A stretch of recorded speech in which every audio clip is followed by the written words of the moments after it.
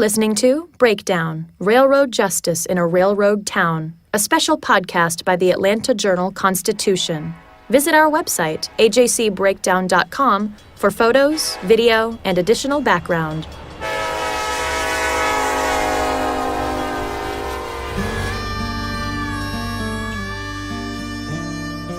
Previously on Breakdown. Before I sit down, I do want to stress that Mr. Chapman testified at the habeas hearing unequivocally that he did not commit this crime. And the Telfair Superior Court made a credibility finding that covered Mr. Chapman's testimony. There was evidence before the Telfair Superior Court that a renowned polygrapher had examined Chapman twice and with a 99.9 degree of certainty had concluded he's telling the truth when he says he didn't set this fire. So we would ask the court to keep those issues in mind. Mr. Chapman's been in prison now since 2007, and we would like to see him released. And I will never forget the prayer that I made at about 1 o'clock in the morning on that Monday morning as I was anticipating whether I would even sleep by the 8 o'clock release or 8 o'clock release time of the opinion. We're just thrilled to death. Thrilled to death. It's been long enough. God's good.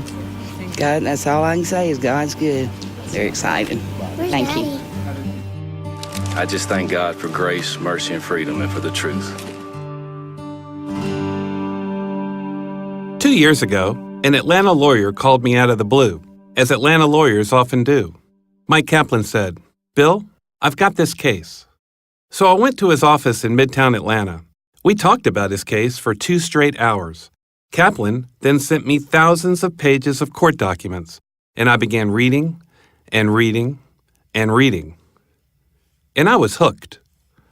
And that was the birth of Breakdown. We chronicled the case of Justin Chapman and all that was done to win him a new trial. During the past year, hardly a week went by when I didn't call or write to Kaplan and his co-counsel, John Raines. I wanted to know if there was any news. And there never was. I mean, crickets. But on a Wednesday afternoon in June, I was sitting at my desk when I got an email from the state prosecutor. Chuck Spahas was the guy charged with deciding whether to put Chapman back on trial. Attached to his message was a stamped copy of a court motion that had just been signed by the judge who oversaw Chapman's case in 2007. When I read it, I had to call Mike Kaplan. I wanted to share the news, hear what he thought about it. But I'd been on hold for a year, and I was going to have to be on hold a little while longer. I'm sorry, it seems that he is not at his desk. Would you like his voicemail? Is he in the office? I have news that he needs to hear right now. Okay. If you hold 1 second, let me see if I can locate him. Okay. If he's physically in the office. Hold 1 second for me. Okay, all right.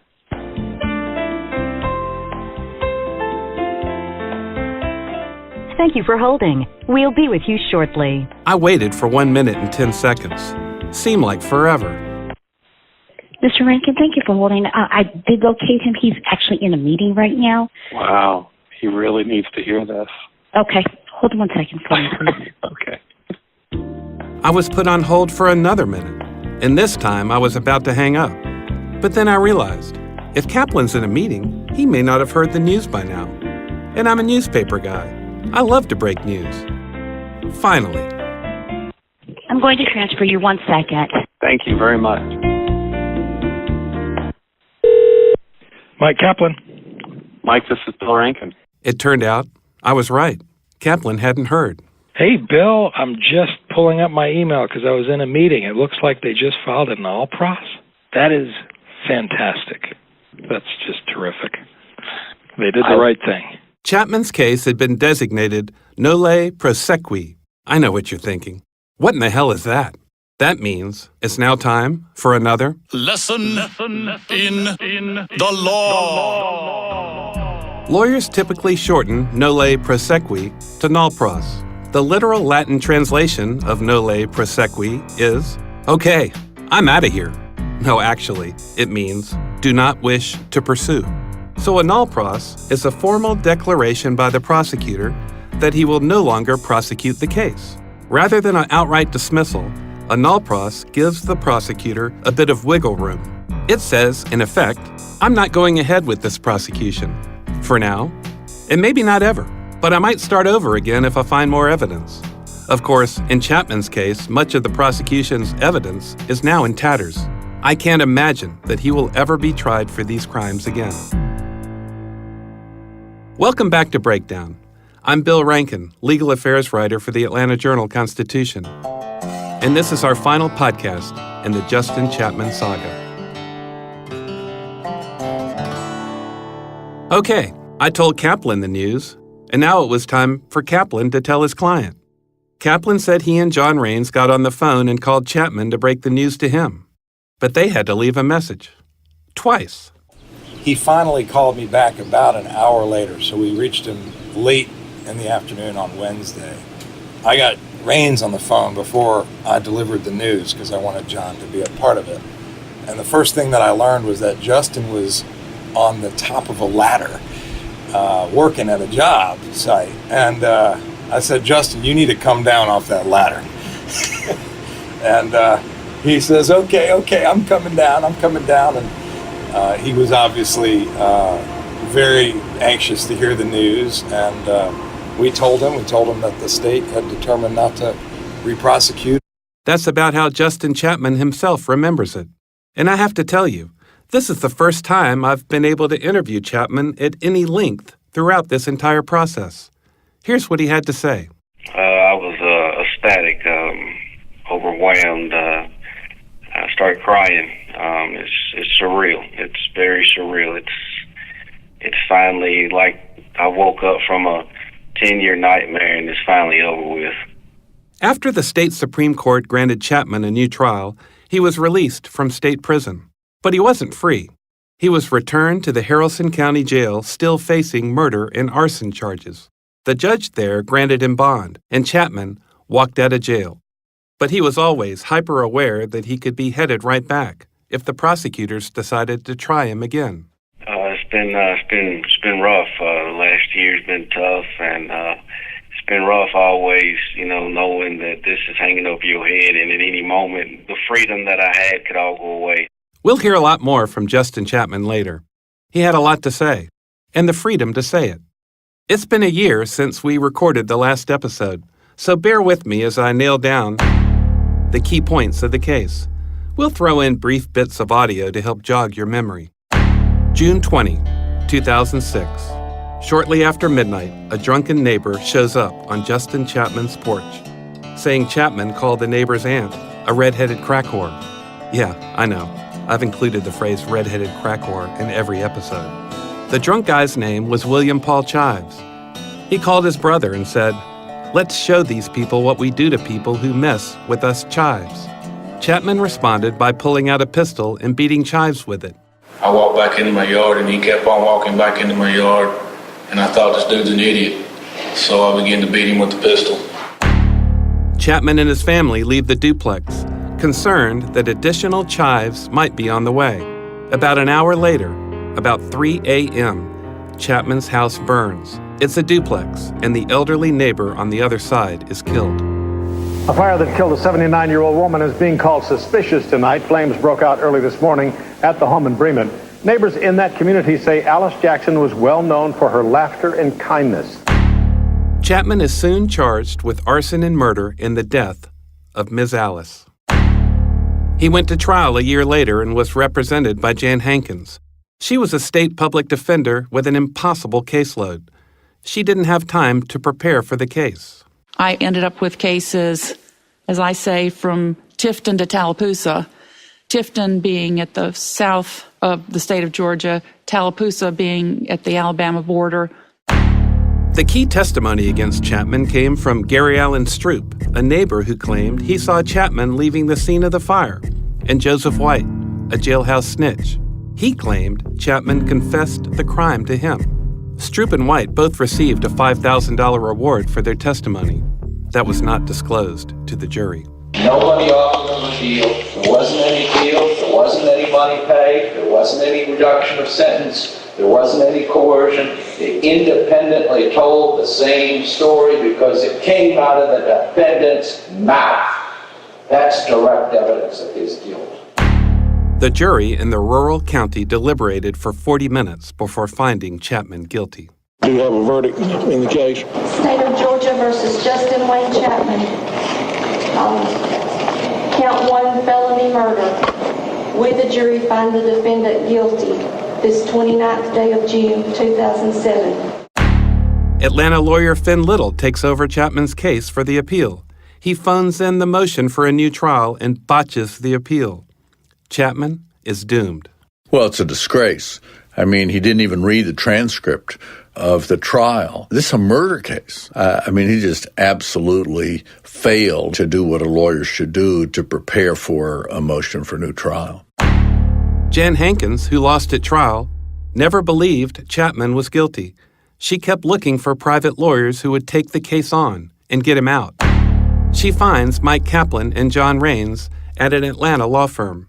They recruited criminal defense lawyer Frank Hogue and hired 3 investigators, including retired FBI agents Danny Sendell and John and Sonia. The agents were experienced investigators and total badasses. I put my 9mm in the holster, and I grabbed a Remington 870 pump shotgun, and I filled all my pockets with guns and ammo. And I said, man, I'm not going to run out of guns or ammo if we go in there. The new team persuades the South Georgia judge to grant Chapman a new trial. The state appeals that ruling, but in 2015, the Georgia Supreme Court voted 7-0 to uphold the ruling and give Chapman a new trial. The court found that the prosecutor withheld key evidence that could have been used in Chapman's defense. I know you know all that, but I figured a quick recap was necessary. Hey, we haven't visited in more than a year. And since we left you, the local district attorney bowed out of the case because of a conflict of interest. He once represented Joe White, the state's star witness against Chapman.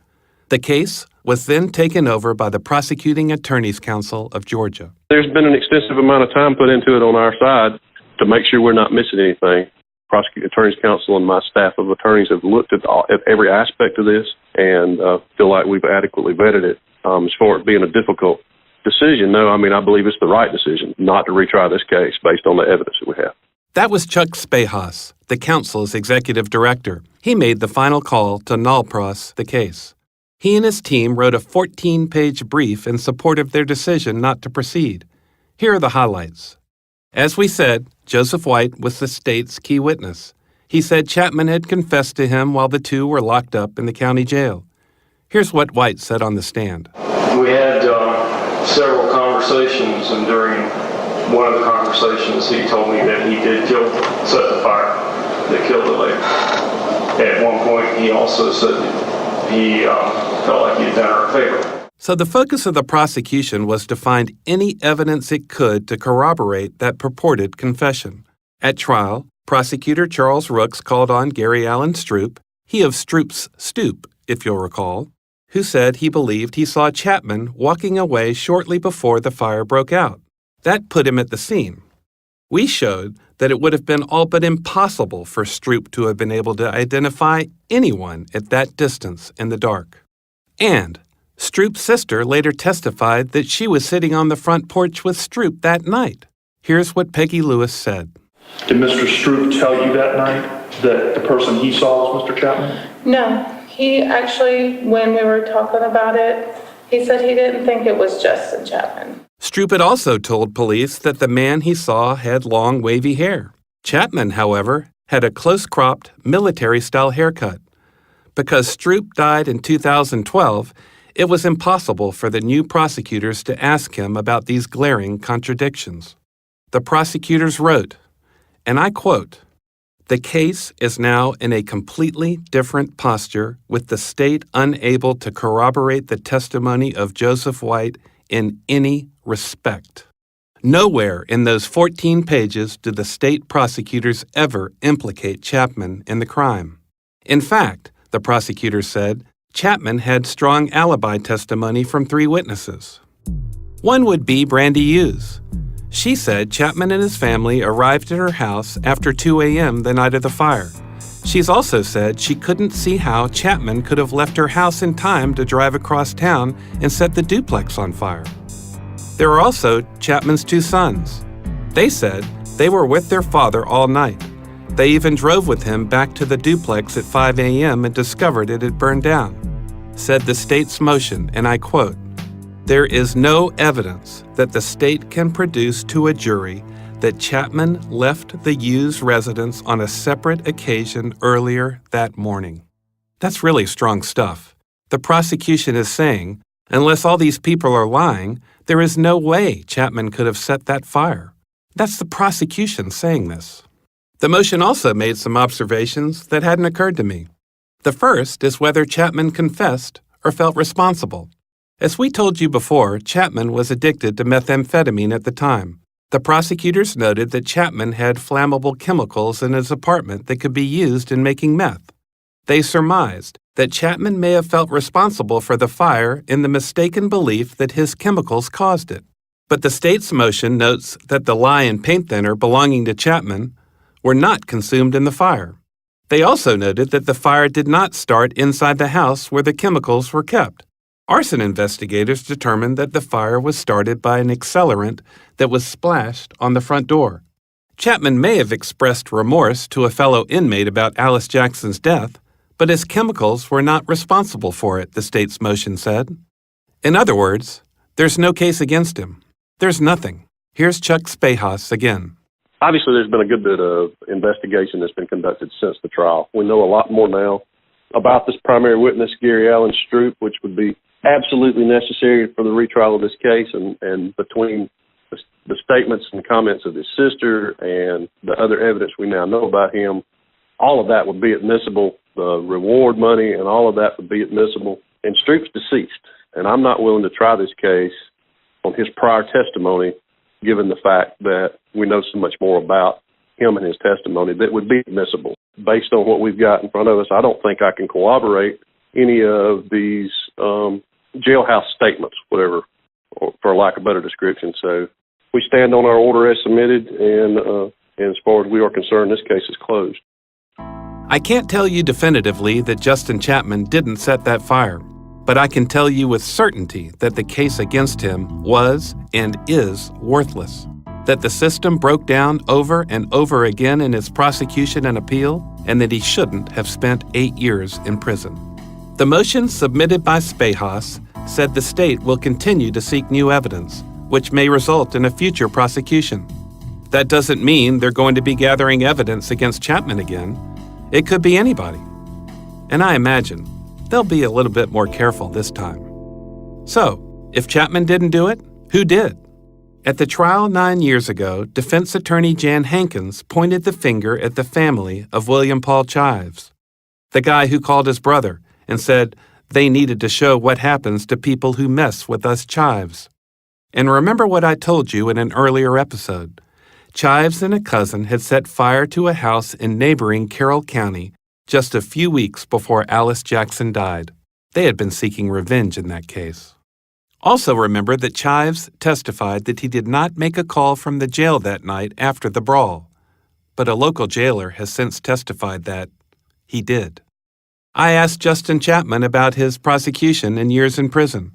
What I got back was a mix of religion, bitterness, resignation, and anger. Well, at first I thought it was BS. I thought it was wrong. I thought that here it was, they decided to come after an innocent man while letting a true murderer go free, and that's still the case today, that they've always looked at an innocent man and never truly went after the guilty party or even tried to find the guilty party. So it makes me sick to know that there's still someone out there that's been walking the streets for 10 years who has never been charged and probably will never be charged, nor convicted, nor pay for what they've done. But for me to go through it, it was a wake-up call. It changed me in many ways, some good, some bad. I just hope and pray that no one else has to go through it and that maybe the justice system will get better. I doubt it, because nobody will stand up and do anything against the higher-ups when they do wrong. There's no repercussions and consequences for the people who do wrong, and I think that's wrong. I think when the DA does a person wrong and he knows it, he should have to go and serve the same amount, if not more time in prison that the person he put there did. So he mentioned a wake-up call. What did he wake up to? Well, I won't say I found God, because I believe God finds you, but God definitely changed my life for the better. I began to live for Him and serve Him, and that's all because of Him that I'm free. But I got to meet some great people. I got my GED. I got to become a mentor in the faith and character-based program. It was a wake-up call for me that it was time for me as a person to change and do the right thing. And I thank God for the experience, even though it was rough and it was hard. I thank God for the experience, because it taught me who I am, and that if I can make it through that, I can make it through anything. Now that Chapman's out of prison, he says he wants to go back. Well, I would like to be able to go back into the prisons and share my testimony with the men, and give them hope, because prison is a place that there's really no hope. And I would just like to be able to go back in and inspire the men and give them hope. And God's given me hopes and dreams, and I'd like to start a homeless shelter for abused and battered women with children. I'd like to start a place for men who's incarcerated that have no place to go to be able to parole to. So I have a lot of dreams and aspirations in helping people, and that's what I look forward to be able to do in the future now, is to be able to help people and give them a chance where I wasn't given a chance. He spent 8 years in the state correctional system, but Chapman knows he could have stayed in prison for decades without the intervention of the lawyer who believed in him and the people she brought to his corner. I don't know if there's any words to describe how thankful I am for Jan and never giving up, for Emmett Bondurant for allowing Michael Kaplan and John Raines to take the case, and for Frank Hogue. There's no words that I have to describe my gratitude and for how thankful I am for what they've done. I just pray that maybe as a result of this, that more innocent people can be helped and released from prison who have been wrongfully convicted. But there's really, I wouldn't know how to describe how thankful I am for what they've done. As you know, Jan Hankins is the common thread that runs throughout our entire story. There's another one, too. Jan and the other lawyers involved in the case asked me, "Are you going to talk to Emmett? You have to talk to Emmett. This wouldn't have happened without Emmett." So yeah, I talked to Emmett Bondurant, head of the law firm that underwrote the massive project to free Justin Chapman. Bondurant started his firm, Bondurant, Mixon, and Elmore, almost 40 years ago. It's considered one of Atlanta's finest. Throughout his career, Bondurant has nurtured a belief in pro bono work, representing people at no cost when they can't afford representation. That idea permeates the culture of Bondurant Mixon. But free representation isn't cheap. Lawyers are in an unusual position in which none of these people could remotely afford our legal advice under the normal terms under which we work in our ordinary practice. So this is an opportunity to do something of enormous value that none of us are millionaires to contribute $1 million to their defense. But that effectively is what the firm does in these cases. The Chapman case, I haven't looked at the numbers recently, but I know we spent something like $70,000 in out-of-pocket expenses and the legal time for which both John and Mike could easily have billed our normal clients is in the neighborhood of $350,000, $400,000. It may be more than that. You know, of course you know, that some law firms are strictly in it for the money. If it's not billable, it's not valuable. But Bondurant sees a value beyond money when it comes to pro bono work. He recalled the time when Kaplan and Raines approached him about the Chapman case. The initial issue was that they had been approached by Jan Hankins, who had told Mike Kaplan and John Raines that she had defended Justin Chapman, that she was convinced that he was innocent, and that she wanted them to represent him. She'd apparently been to a number of other people, and they turned her down and so forth, and this was sort of the last call. And they began to investigate it, then came back and said, having looked at it, they were convinced that she was right and that he was innocent, and they wanted to do it. I said, you want to do it? You're committed to it. You have the full support of the firm and firm's resources and so forth. Bondurant says the client who receives representation for free gets the same service as the client who pays hundreds of dollars an hour. Pro bono cases can't be second-class citizens just professionally. If you're going to do a case, do it right. Do it to win it. Commit to it totally. If you're not committed to it totally, don't do it at all. It's that simple. Bondurant, one of the most accomplished corporate litigators in America, reaps some major rewards for his labors. But he says, in pro bono work, the rewards are even bigger. For those who do, because they find it professionally satisfying, is one of the reasons they went to law school, which is not merely to make money for rich people or defend rich people who have been accused of something, but they want to do something that they feel personally good about in terms of professional competence and reward. Funny he should say that. Listen to what John Raines, another corporate litigator, said about his experience on the Chapman case. I think a lot of times folks are cynical about the legal profession or question the motives of attorneys or why we do what we do. And this case has made me very proud to be an attorney. And this is the kind of work that really you go to law school to do to make a real difference in somebody's life.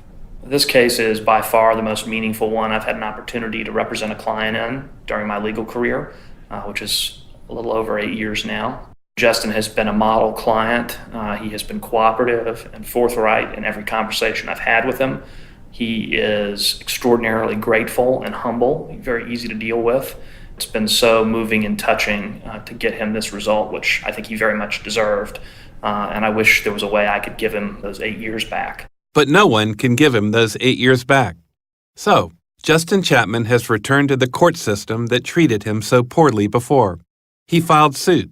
Now, he didn't bother to sue the prosecutors. The U.S. Supreme Court has given prosecutors such broad immunity that suing them is pointless. So he sued the lawyer who worked on his appeal. That would be Finn Little. What did Little do? I'll resist the impulse to say very little. First, he waited 3 years to file a motion for a new trial, a totally routine action in a criminal case. In his motion, when it was finally filed, Little named the wrong court, made incorrect statements about Chapman's defense at trial, and even cited the wrong testimony. In fact, Little never read the police interviews with key witnesses and only skimmed the trial transcript. At the hearing on his motion for new trial, Little was caught flat-footed when the judge began asking him questions. At one point, Chapman had to correct a statement that Little had made to the court. What's amazing is that, even at that time, the former district attorney had conceded that Chapman deserved a new trial, but the judge ruled against Chapman. And not surprisingly, Little's appeal of that ruling was summarily rejected by the state Supreme Court. In his lawsuit against Little, Chapman alleges that Little is responsible for keeping him in prison for 4 years too long. Representing Chapman in this litigation is Atlanta lawyer Darren Somerville. He has his own firm now, but guess where he started? The Atlanta firm Bondurant, Mixon, and Elmore. Basically, the post-trial hearing that was sort of the culmination of all the briefing was in 2011. And our complaint alleges that had the new trial been had, as was offered by the district attorney at that point in time, and then everything from 2011 forward need not have happened from Justin's point of view. In other words, a new trial would have exonerated him, or at the very least he would have been a free man while the investigation was ongoing. And that's our allegation, is those years of his life were taken away. The only punishment Chapman can seek against Little is financial. Well, it's all that we have left. We can't give him those years back. Unfortunately, money is a very crude tool to talk about, but it is what the system allows. So we have sued Mr. Little for legal malpractice, and we hope that he understands his role in causing Justin's prolonged imprisonment, and we have sought damages because of that. The lawsuit was filed in 2014. It's been held in abeyance by the court until the state decided whether to pursue a new trial of Chapman. And so we now will announce to the court that the decision has been made, and the case will essentially be reignited, and we'll go from there. I went to see Mike Kaplan to talk with him face-to-face about his work on the Chapman case. Fittingly, as we sat talking on his front porch one Sunday afternoon, a train passed by behind his house. Kaplan said, Chapman's experience proves a simple truth. The state needs a well-funded, properly staffed public defender system. I think that, what this case shows is how important it is to have a adequately resourced defender in any case involving life and liberty, in any felony case. We, as a society, we expect our food to be tested. We expect our automobiles and planes to undergo rigorous scrutiny before, we place our lives in those, vehicles or before we eat food. But, sometimes we have much less of an expectation when it comes to our criminal justice system. I think we should expect the same level of careful and rigorous testing whenever the state seeks to take somebody's life or liberty based upon the accusation that that person committed a crime. And that's why we need a public defender system that allows lawyers to have sufficient time and sufficient investigative resources that they can test the state's case to ensure that the ultimate outcome is accurate. And that did not happen in this case. I reminded Kaplan of his initial phone call to me and of how we met at his office 2 years before. In Railroad Justice in a Railroad Town, we'd been running on parallel tracks ever since. I thanked him for letting me go along for the ride. And I had one final question. Why did you call me? Well, I think I called you because I thought that it was a really important case. And I thought that it deserved the attention of the public because the case exposed failures really at every level of the criminal justice system. And those failures would be easy to replicate. They could happen in any case. And that's what has haunted me about this case. A lot of things had to have happened for Justin to be free. Jan continued to persist and advocate for him years after her representation ended. She happened to come to a lawyer in a law firm that was willing to take the case. Had those two things not happened, had Jan not continued to advocate for him, Justin, I think, would still be sitting in prison, an innocent man. And I wonder who else is out there like this. After I got the null pros order, I also called Jan Hankins. I told her the news while she was sitting in a DeKalb County courtroom waiting for the jury to come back on a case she had just tried. She told me, nearly 18 months ago, that Chapman's incarceration had often robbed her of her sleep. She knew that when she tucked her son into bed every night, she was having an experience that was taken from Chapman and his children. But she's resting easier now. No more nightmares about Chapman. A lot of it went away when the habeas was granted, and then when the Supreme Court affirmed the habeas, I just felt so much better by then. Mr. Chapman spent years of his life in prison. Think about it, if you have one bad day, one bad week, and then multiply that by year after year after year, it was a long time. Still, Hankins was quick to remind me of something important. It's the whole reason I wanted to do Breakdown.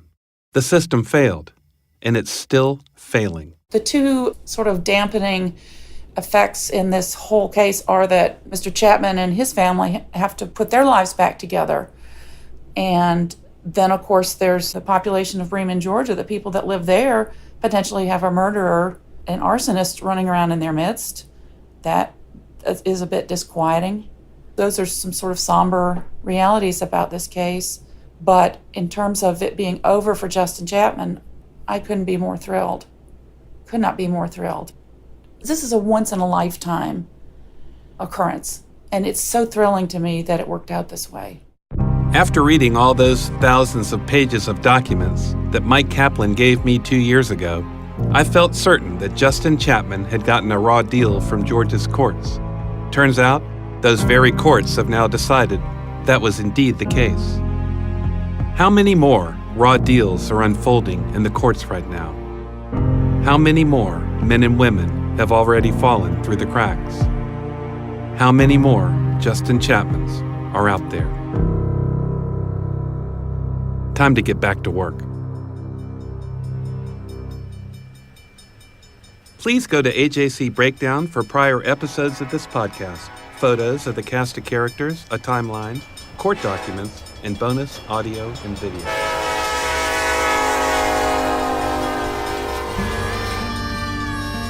Breakdown is a production of the Atlanta Journal-Constitution. The story is reported and told by Bill Rankin, produced by Richard Hallex. The music for Breakdown was composed and performed by Bo Emerson and Chris Basta. Audio production by Chris Basta of Bare Knuckles Creative. Story consultant Susanna Capilouto. Special thanks to Billy Thurman, Candy Doki, Bert Roten, Eric Netherton, Maggie Price, Brian Anderson, Buddy Hall, and Chris Bowling. This concludes our telling of the saga of Justin Chapman, but it's not the end of Breakdown. Go to ajcbreakdown.com or iTunes to listen to Season 2, Death in a Hot Car, Mistake or Murder.